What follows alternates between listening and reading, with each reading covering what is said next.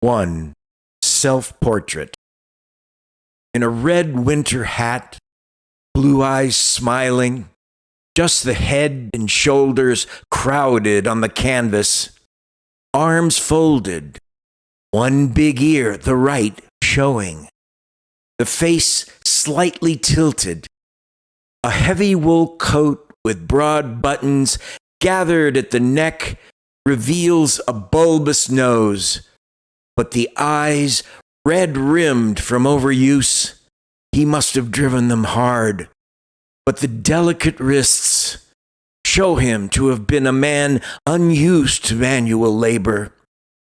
Unshaved, his blond beard half-trimmed. No time for anything but his painting. 2. Landscape with the fall of Icarus. According to Brueghel, when Icarus fell, it was spring. A farmer was plowing his field.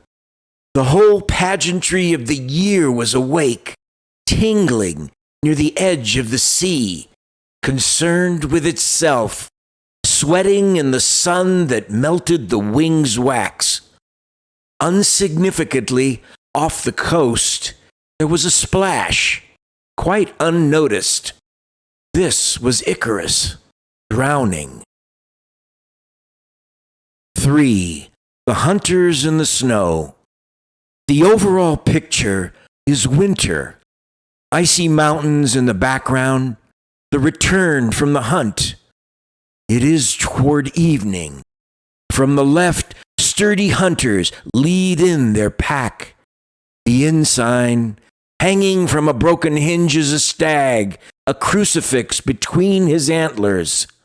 The cold inn yard is deserted, but for a huge bonfire that flares, wind-driven, tended by women who cluster about it. To the right, beyond the hill, is a pattern of skaters. Brueghel the painter, concerned with it all, has chosen a winter-struck bush for his foreground to complete the picture. 4. The Adoration of the Kings. From the Nativity, which I have already celebrated, the babe in its mother's arms, the wise men in their stolen splendor, and Joseph and the soldiery attendant, with their incredulous faces, make a scene copied, we'll say, from the Italian masters, but with a difference.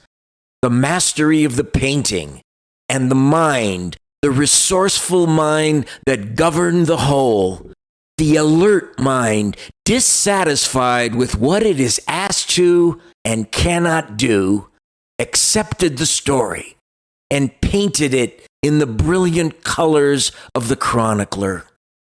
The downcast eyes of the Virgin as a work of art for profound worship.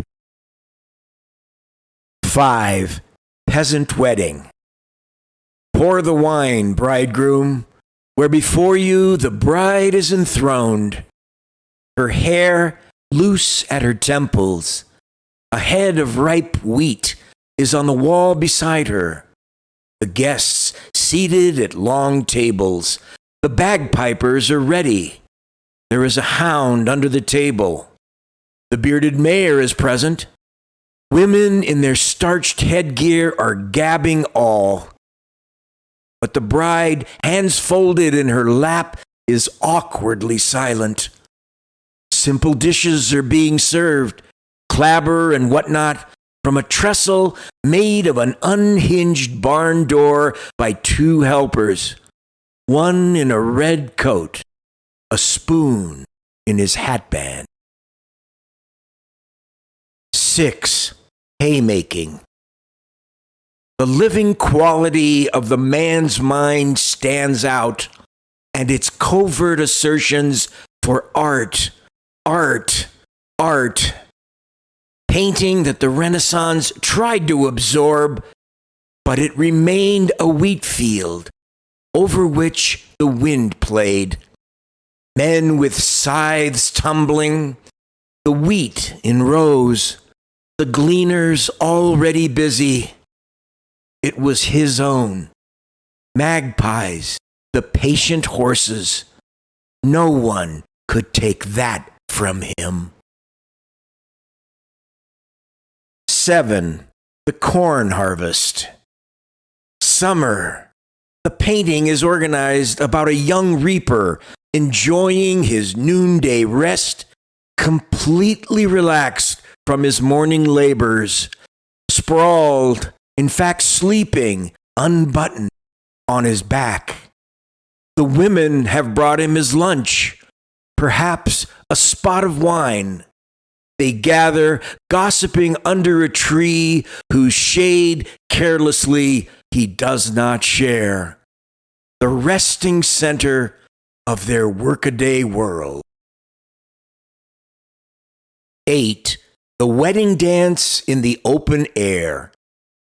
Disciplined by the artist to go round and round in holiday gear, a riotously gay rabble of peasants and their ample-bottomed doxies fills the market square, featured by the women in their starched white headgear.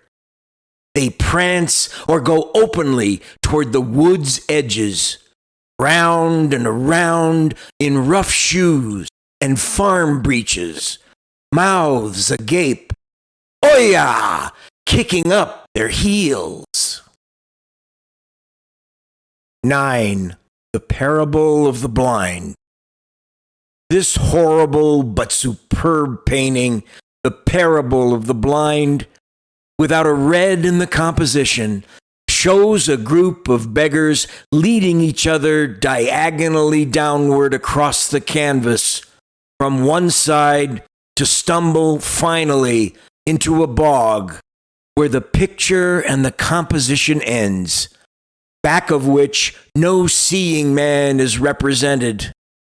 The unshaven features of the destitute with their few pitiful possessions, a basin to wash in.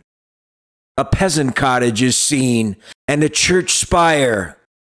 The faces are raised as toward the light. There is no detail extraneous to the composition.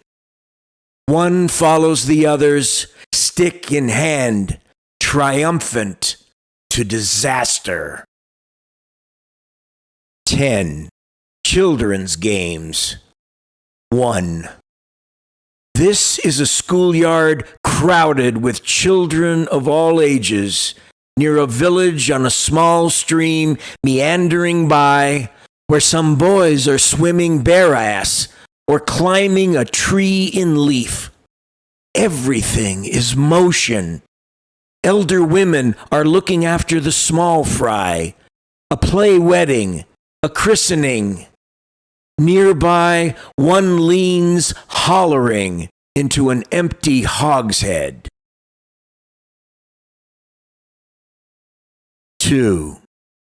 Little girls whirling their skirts about until they stand out flat. Tops, pinwheels to run in the wind with, or a toy in 3 tiers to spin with a piece of twine to make it go. Blind man's buff, follow the leader, stilts, high and low, tip cat, jacks, bowls, hanging by the knees, standing on your head. Run the gauntlet, a dozen on their backs, feet together, kicking, through which a boy must pass. Roll the hoop, or a construction made of bricks some mason has abandoned. 3. The desperate toys of children, their imagination, equilibrium, and rocks which are to be found everywhere, and games to drag the other down, blindfold, to make use of a swinging weight with which at random to bash in the heads about them. Brueghel saw it all, and with his grim humor faithfully recorded it.